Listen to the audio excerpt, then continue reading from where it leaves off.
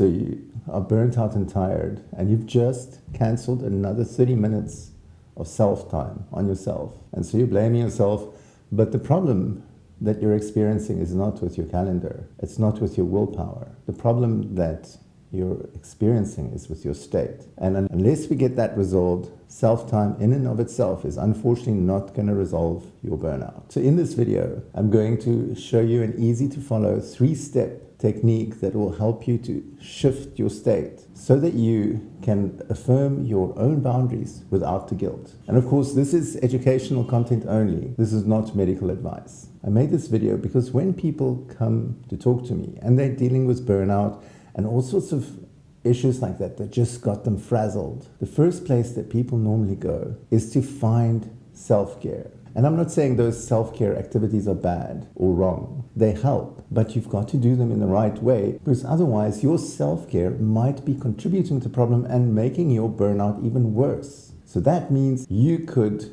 end up in your bubble bars, on your Google Calendar, in time, and yet your nervous system could still be sprinting and spinning out of control about stuff that's not even happening in the bath, right? So the way that I want us to visualize this is think of a traffic light, right? And your nervous system can be on red. That means in threat or fawn. In other words, so that's when your nervous system is highly escalated and either you're lashing out or having those anger behaviors, or alternatively you are fawning. In other words, you are sacrificing your own needs unconsciously. So the second light is the yellow light. So often what this feels like is like you're dissociated or disconnected and you're just doing the work. And then the third one is imagine the green light. And the green light is when you're feeling calm, you're connected, and you're feeling present, and you feel that what you're doing matters to you and the people that you're doing it for. So where people go wrong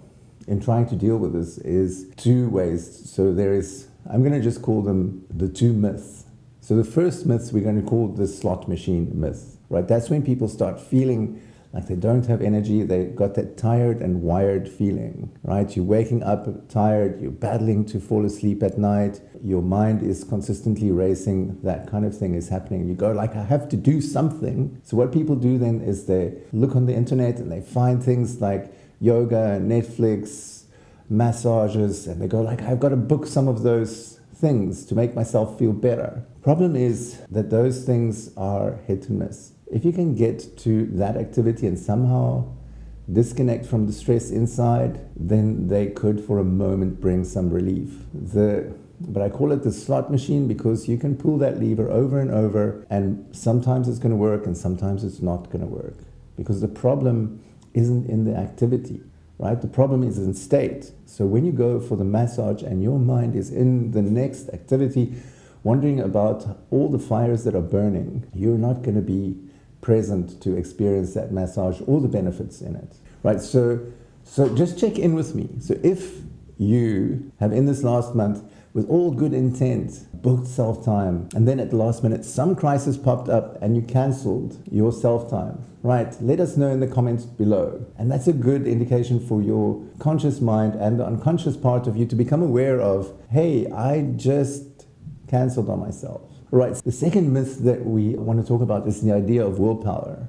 So we think that when I'm in an unactivated state and I'm just going to say, no, I'm going to put down my boundaries and I'm going to do the willpower thing, right? What happens in the moment that request is in front of you? So when that burnout state, which is the self-sacrificial state, is triggered, your willpower just evaporates. And the next thing that comes out of your mouth is, how can I help? And all those ideas of asserting yourself, about making boundaries for yourself, all of that just falls apart. And then afterwards, you go in that cycle of, why did I do this again, right? So we want to shift that today. We want to change that experience. So the first part of this process is called the body break, right? So the body break is where we are going to break the pattern. Because yes, this experience or this issue has got this psychological patterning. And if you don't break the pattern, you just go through that unconsciously over and over again.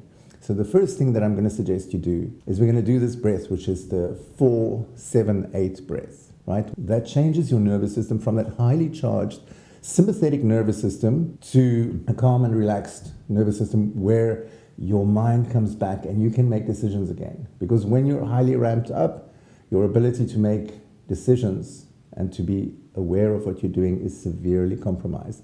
So it works like this. So when you experience something that ramps you up, it's a crisis, and you feel like you want to go either into that people-pleasing thing or that helping thing, that you feel that feeling of being ramped up, you then just put your hand on your heart, and what you're going to do is you're going to breathe in for 4 counts,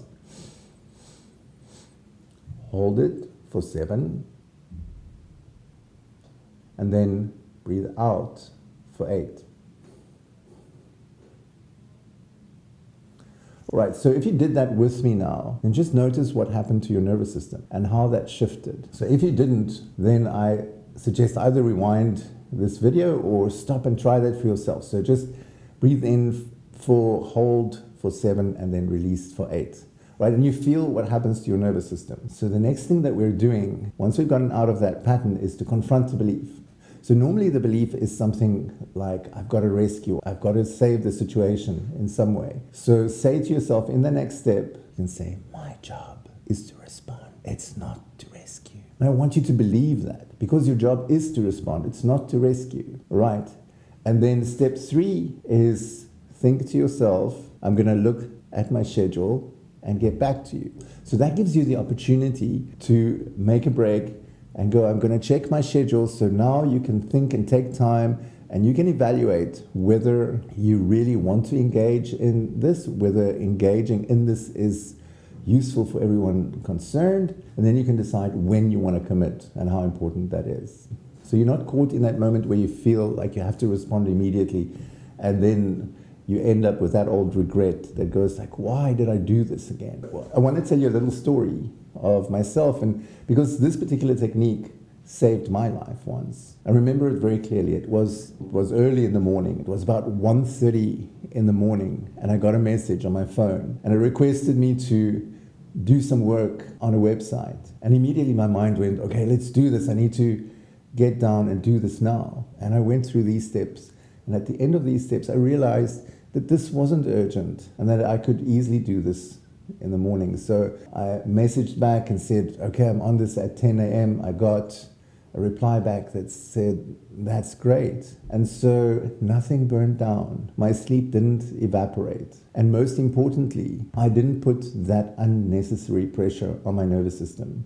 And when I did that work, I was engaged, I was present. I wasn't frazzled and freaked out. Right? And this stuff is so important. There is so much research that has shown the connection between state and heart disease, burnout, all sorts of issues when the body goes into this automated state and starts spinning out of control. So if we can find a way in which we get out of that cycle, that changes our quality of life, that changes our physical health, that changes our nervous system, that puts us in a place where we have quality of life.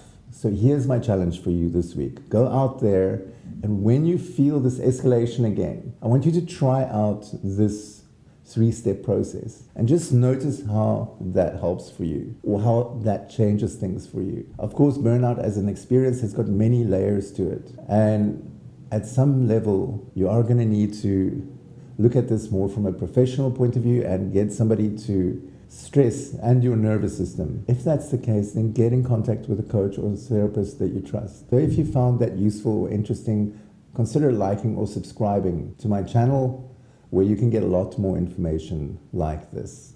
All right, so looking forward to hearing all about your experiences and positive comments around these techniques.